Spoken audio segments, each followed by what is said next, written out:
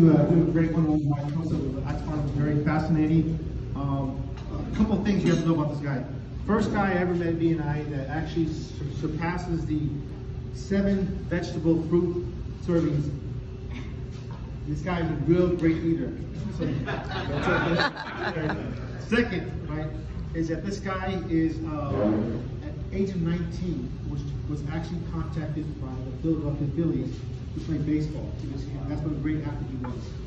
And also, he had such great long model-like hair like Fabio that he was actually having women throw money at him because he actually used to do some great dancing.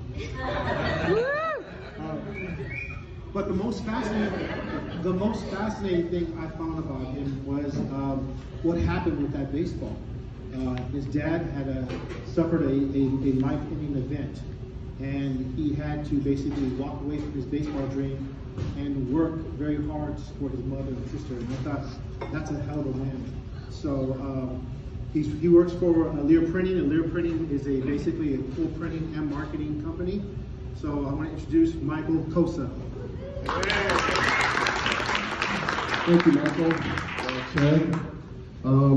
The last couple of weeks, I've been talking about to be continued, to be continued, to be continued. And there are all kinds of different marketing campaigns out there. And I'm going to kind of explain to you today, hopefully you'll understand how you can improve your marketing campaigns with the different types of printing that we already use. Now, you've heard me say in the past, do you want to be unforgettable or remembered? And you know the answer is unforgettable. Now, I'm going to show you, hopefully, at the end of this meeting, how you can do it with the use of printing. And most people, when they think of printing, they think you're taking ink or toner and slapping it on some paper, like flyers and brochures and newsletters and pamphlets and things like that. Before we get started, what are the different types of marketing campaigns out there? There's radio, there's television, there's magazines, there's newspapers, phone books, if they still exist, billboards, direct mail, the every door direct mail, and those are the ones that we get in the mail all the time that say the word occupant on them. Door hangers, canvassing, drop-ins, email, or any other type of electronic campaigns. Now, of all the ones I just mentioned, what do you think the response rate is on some of those? 1%, 0.5%, 0.75%, if you're lucky, okay? I can show you a couple things that I've done for myself that work. There's one in particular that I got a 70% response rate, all right? And, but when you do any type of marketing campaigns, you have to have it really targeted. You just can't send it out blind, okay? You have to know who you're doing. Always go to the top person in the food chain or the highest person that you know, the decision maker, as we always talk about. Now, what I've done in the past, and also individualize it too, they call it variable data. Mitch would know that. Variable data, you're actually putting a person's name on the marketing piece itself, so it goes directly to them. Now, there was something I did, as you all know, that I like to work in the hospitality industry. And I'm a vendor for the hospitality industry, and what I did was, I had a nice printed card that had the letter A on it from our logo, just the A, it didn't say anything else, and it had in this little box, it was like a 3x8 box, it was nicely printed card that fit in there nice and snug, and it had, all it said was, the next time a vendor stresses you out, use this, and it was a squishy ball with the A on there. I sent it blind, UPS, so the to and from was them, so they have no idea where it came from.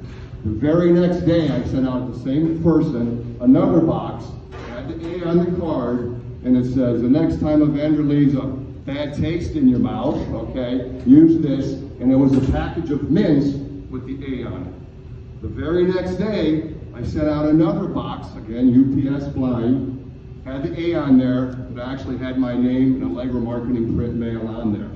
3 days later, I gave them a call to identify myself. Sometimes it takes a few calls to get to the person because you got the gatekeeper there. Once I get them on the phone, they say, oh, you're the box guy. That just made me unforgettable, okay? Most often, they refer you to someone in their organization to talk to. When you do, that is not a cold call. That is a warm call, because when the top person in the food chain tells you to call somebody, you think they're going to listen. Another thing I did, I made a flyer, a typical junk mail flyer. And I had my mug on it. It said on there, 1,000 business cards free if you buy X amount of printing. I folded it up, letterfold, mailed it out. Like we did for Visitors Day, I handwrote the person's address on there, so it hopefully gets right to them. What do you think that's going to happen with that flyer? It's going to end up in the garbage. The very next day, I did the exact same thing except one thing. I took that same flyer,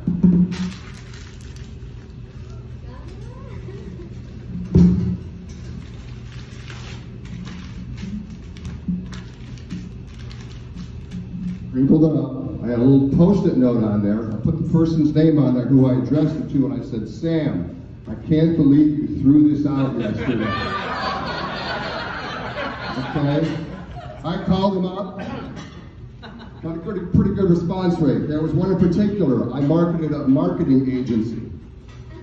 I identified myself. This lady was laughing hysterically on the phone. She said, "When can you come out and talk to me?" What I did for them was, since they're a marketing agency, we did a pizza box campaign. In that pizza box campaign, I talked about personalized boxes. On the top of the pizza box, it had little flames and it had the word hot. Another flame had the word hot. Another flame had the word hot. On the inside, you open it up, had the same thing, hot, hot, hot. On the base of it, it had a personal monogram, person's name with a pizza cutter on there. Nice wood handle pizza cutter. Had the person's contact information on the bottom of that part of that box. We had those delivered to that person with a fresh baked pizza from the local pizza store. They got a 43% response rate on that, and that was a marketing agency that we did that for. Now the last one I'm going to do takes a little bit, I mentioned on this, takes a little bit of guts, okay? So hopefully there's some people in here that are guts, and you don't even need an actual printer to do this one. I print it because I'm a printer. But what I do was I get a jack of spades. That's all I get, a jack of spades. And I mail it to someone, again in a handwritten letter. Nothing else in there, just the jack of spades. Next day, I send to the exact same person the queen of spades. Again, I print these out, okay? The next day, I send a king of spades.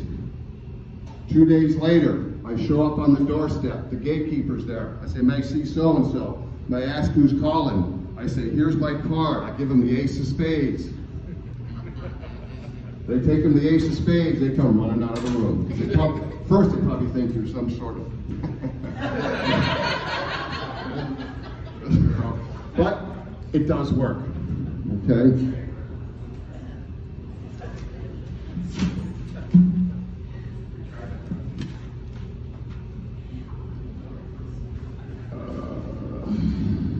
But every one that you market, those are unique things, so you don't have to send out in bulk, okay? But it gives you time to actually follow up with them, and that's what you got to do. Even with the box campaign that I did, I actually placed the phone calls, the letters. Oh, there was another one with the folded up letter. I called the guy up, a little true story, funny story.